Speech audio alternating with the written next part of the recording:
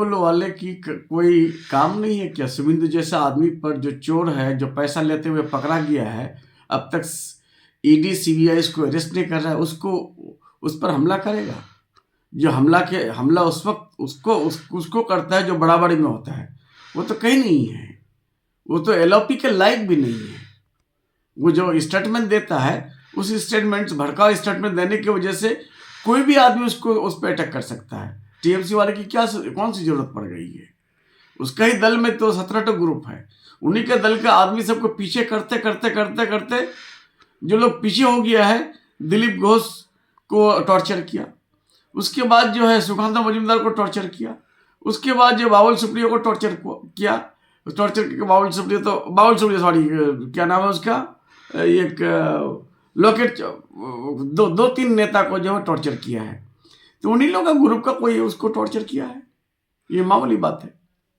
तो या ईडी जो छापेमारी के बीच में सीएम साहब गई, तो इस पर बीजेपी बोल रहा है कि क्या वजह था जो वहाँ जाके फाइल लेकर आई और ऑनगोइंग प्रोसेस में इंटरफेयर करना। इसको लेकर भाजपा द्वारा जो विभिन्न तरह के आरोप लग रहे हैं, इस पर क्या बोलना चाहिएगा? सबसे बड़ी बात है, ये हमारा ऑफिस है, ये पार्टी ऑफिस है। पार्टी ऑफिस में ईडी सीबीआई क्यों जाएगा? नंबर 1। नंबर 2, पार्टी स्ट्रेटेजिस्ट अब एसआईआर को लेकर के वो वोट बातिल देने की साजिश किया था ज्ञानेश कुमार को लेकर के, और ज्ञानेश कुमार के बेटी को डीएम बना के भेजी है गवर्नमेंट। उसका सन इन लॉ को डीएम बना के भेजा है, जो सबसे जूनियर है।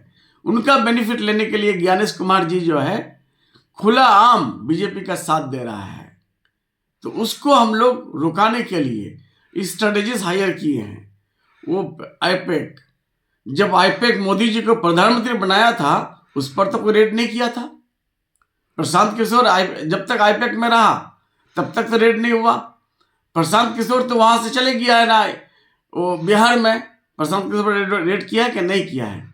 आईपैक प्रतीक जैन हमारा पॉलिटिकल एडवाइजर है, पॉलिटिकल आईटी सेल चलाता है, उस पर क्यों जाएगा? इसलिए किया है, दीदी का दूत जो एप्स हम लोग किए थे, जितना ज्ञानेश कुमार के ईसीआई में वोटर अपलोड होगा उतना ही जो है वहां भी होगा, दोनों सेम हो गया। अब ज्ञानेश कुमार को डर लग रहा है कि सारा डाटा तो वहां सीएम इकट्ठा कर ली है। जब डाटा इकट्ठा कर ली है, कल अगर वोटर लिस्ट से नाम बातिल करेंगे तो हाईकोर्ट जाएगा, सुप्रीम कोर्ट जाएगा, डाटा प्रोड्यूस हो जाएगा। इसलिए डाटा को चुराने के लिए और स्टडीज को डिमोरलाइज करने के लिए आज जो है सीबीआई ईडी जो है वहां गया है, और चोरी करने के लिए, डाका डालने के लिए।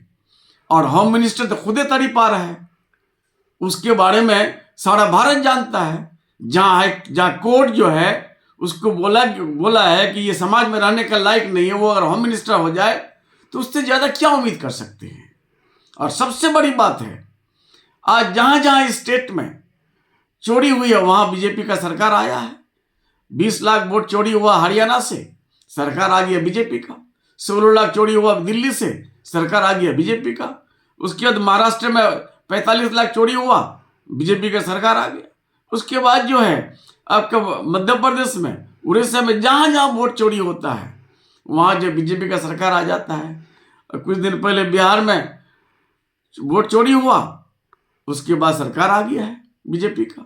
और इसलिए बंगाल के बारे में मोदी और अमित शाह सोच रहा है।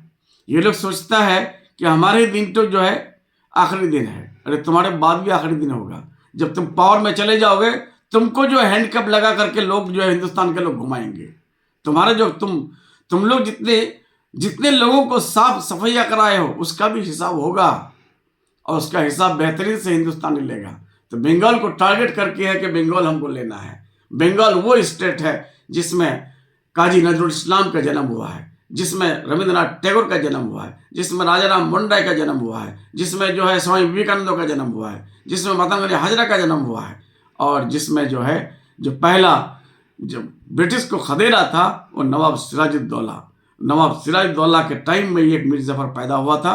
फॉर टाइम बिंग वो जिसकी वजह से 250 साल हुकूमत किया अंग्रेज, और अंग्रेज को खदेड़ने वाला फिर यही बंगाली लोग थे, पंजाबी लोग थे।